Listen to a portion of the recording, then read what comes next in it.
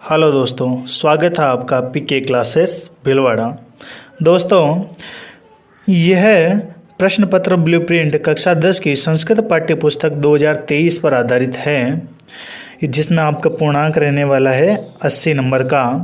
और कौन सा पोर्शन कितने नंबर का आने वाला है ये सारा बता रखा है। टोटल आपके 62 प्रश्न होते हैं। 62 प्रश्न मतलब एक जैसे नहीं आते, मतलब एक ही प्रश्न के अंदर या गद्यांश के अंदर 3 से 4 प्रश्न आ गए या प्रश्न निर्माण के आ गए, तो उस तरीके से मिला मुलू के आपके टोटल इतने प्रश्न आते हैं, जो अथवा में भी होते हैं कुछ प्रश्न।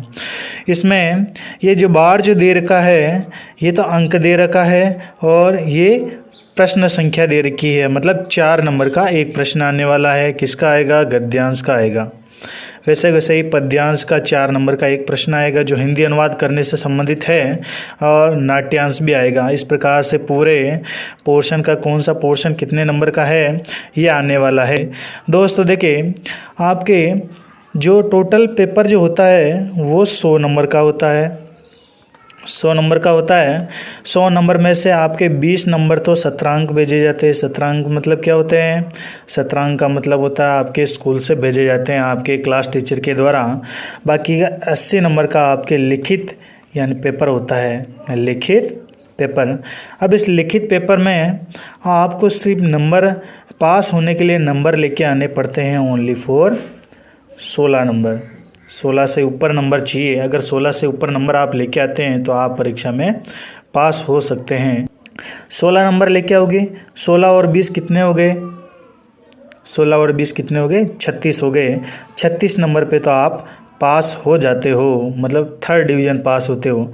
अगर आपको अच्छे परसेंट से पास होना है तो आपको तैयारी भी अच्छी करनी होगी, और अच्छी तरीके से पास होने के लिए, अच्छे परसेंट से पास होने के लिए आपको अच्छे से तैयारी करनी होगी और सभी पोर्शन को कंप्लीट करना होगा। क्योंकि व्याकरण पोर्शन ज़्यादा मजबूत है, उसको ज़्यादा मजबूत करना होगा, क्योंकि व्याकरण से ही ज़्यादा क्वेश्चन बनते हैं।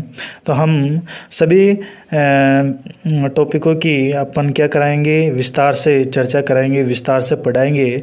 आप इसको पढ़ के अच्छे से अच्छे नंबर। दोस्तों, आज मैं आपको जानकारी देने वाला हूं कक्षा 10 की संस्कृत पाठ्य पुस्तक सेमुसे के प्रश्न ब्लूप्रिंट के बारे में। अब प्रश्न ब्लूप्रिंट होता क्या है? क्योंकि देखो, बहुत सारे व्यक्ति क्या समझते हैं, बहुत सारे बच्चे समझते हैं कि संस्कृत एक हार्ड सब्जेक्ट है जिसमें नंबर लाना बहुत ही मुश्किल है। लेकिन मेरा मानना यह है कि संस्कृत एक ऐसा सब्जेक्ट है जो बहुत ही आसान है और बहुत अच्छे तरीके से अंक लाए जा सकते हैं, 1st डिवीजन से पास होया जा सकता है। लेकिन अपन को पता नहीं होता है कि हम कैसे तैयारी करें।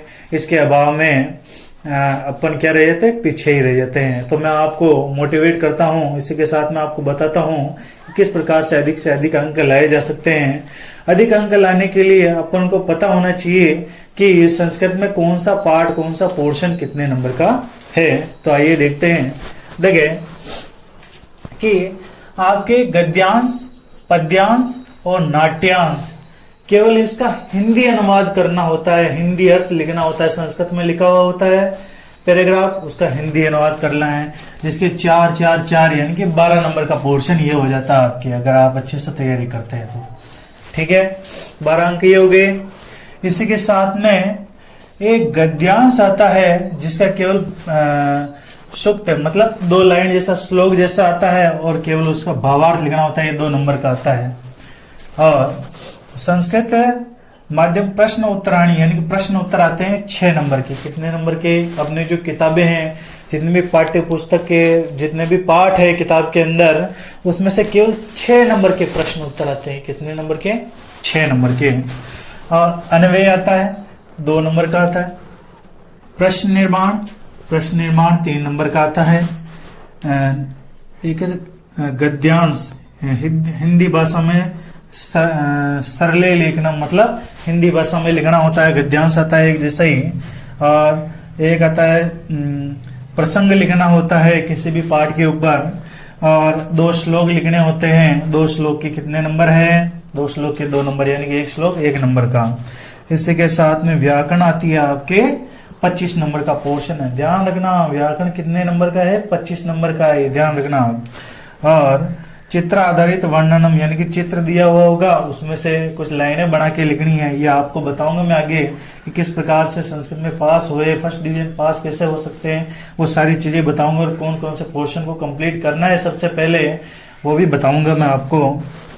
अनुवाद कार्य आता है, यानी किसी भी कोई भी पाठ की कहानी दे दी और कहानी का बोल दिया कि मान लो किसी पाठ का नाम ले लिया कि बुद्धि बलवती सदा, इसका पूरा हिंदी अर्थ लिखिए। तो हिंदी अर्थ अपन को हिंदी में कहानी लिखनी है, तो ये भी कितने नंबर का पोर्शन आता है? 4 नंबर का आता है। हमेशा ध्यान रखो। घटनाक्रम संयोजन, घटनाक्रम संयोजन या वाक्य निर्माण। वाक्य निर्माण तो देखो पोर्शन गलत पड़ता है, गलत मतलब कठिन पड़ता है, अपन उसको भी कंप्लीट कराएंगे। लेकिन ये घटनाक्रम संयोजन है, ये बहुत ही आसान है, क्योंकि इसमें कहानी दी हुई होती है और उसको आगे पीछे लाइनें दी हुई होती है, तो उसको सही तरीके से जमाना होता है। इसमें याद नहीं करना पड़ता है, इसमें केवल थोड़ा सा दिमाग लगाना होता है। तो अपन किस प्रकार से अब पास होते हैं, किस प्रकार से कितने अंक लाने होते हैं वो जानते हैं अपन। देखें कि सबसे पहले तो आपके 100 नंबर का पेपर होता है, 100 नंबर का पेपर होता है। 100 में से 20 नंबर तो आपके क्या भेजे जाते हैं? सत्रांक भेजे जाते हैं। क्या भेजे जाते हैं? सत्रांक, सत्रांक भेजे जाते हैं। और बाकी का 80 नंबर का पेपर होता है, 80 नंबर का लिखित पेपर होता है आपके, है ना। लिखित पेपर हो गया। लिखित पेपर में कौन सा पोर्शन कितने नंबर का आएगा, इन सारों को जोड़ेंगे तो टोटल 80 नंबर का पेपर होगा। बाकी 20 नंबर के आपके सत्रांक भेजे जाते हैं। सत्रांक क्या होते हैं? स्कूल से नंबर भेजे जाते हैं। पास होने के लिए, यानी कि अपन को अच्छे से अच्छे, यानी कि फर्स्ट डिवीजन पास होने के लिए अपन को 40 अंक लाने होते हैं, मतलब 50%। जितने भी 80 नंबर का जो पेपर है उसमें से 40 नंबर लेके आ गए तो अपन फर्स्ट डिवीजन पास हो जाते हैं। और केवल पास होने के लिए अपन को नंबर लेके आने पड़ते हैं लमसम 16 से 20 के बीच में। 16 से नीचे नहीं होने चाहिए। अगर 16 से नीचे हो गए तो आप फेल हैं, 16 से ऊपर ही होने चाहिए, ये हमेशा ध्यान रखें, ठीक है। और अब आसानी से हम किस प्रकार से 16 से 20 नंबर ला सकते हैं, केवल इस सब्जेक्ट को कठिन मानते हैं कि भैया हम तो फर्स्ट डिवीजन इसमें पास नहीं हो सकते, हमको तो केवल पास ही होना है, तो किस प्रकार से नंबर लेके आ सकते हैं? सबसे पहले जो अपन को पता होता है कि 100% वो आएगा ही आएगा। जैसे अपन को पता है कि 2 श्लोक हर साल आते हैं, तो 2 नंबर तो ये पोर्शन हो गया कि इस 2 श्लोक तो हमेशा याद करने ही है, क्योंकि 2 श्लोक को तो कभी छोड़ना नहीं है, क्योंकि वो 100% आने वाले हैं, ये पता हो गया अपन को।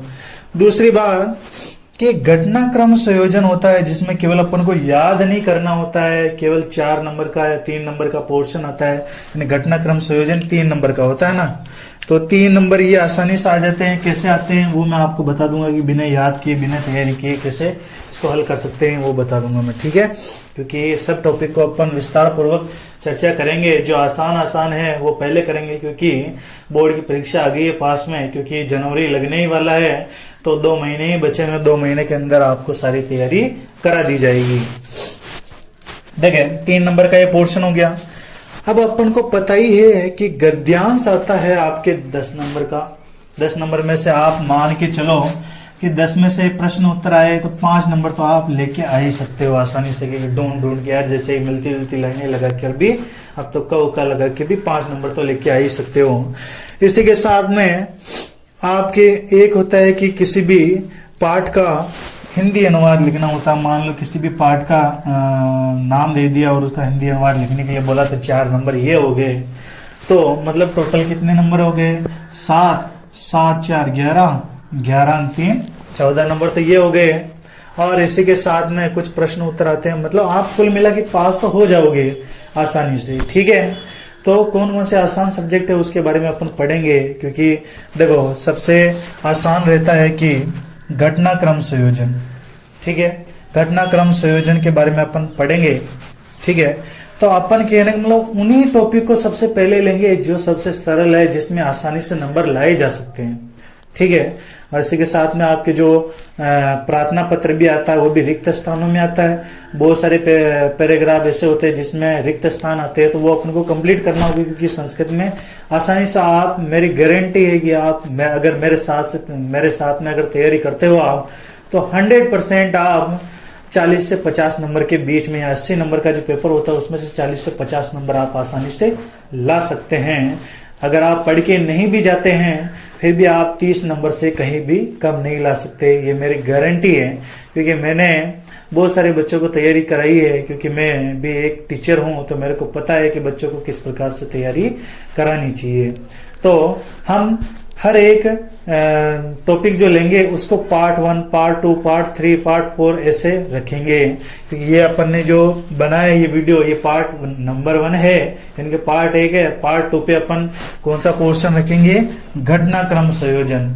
ठीक है, तो अगला टॉपिक अपन लेंगे सेकेंड पार्ट में, घटनाक्रम संयोजन। जब तक जय हिंद, जय भारत।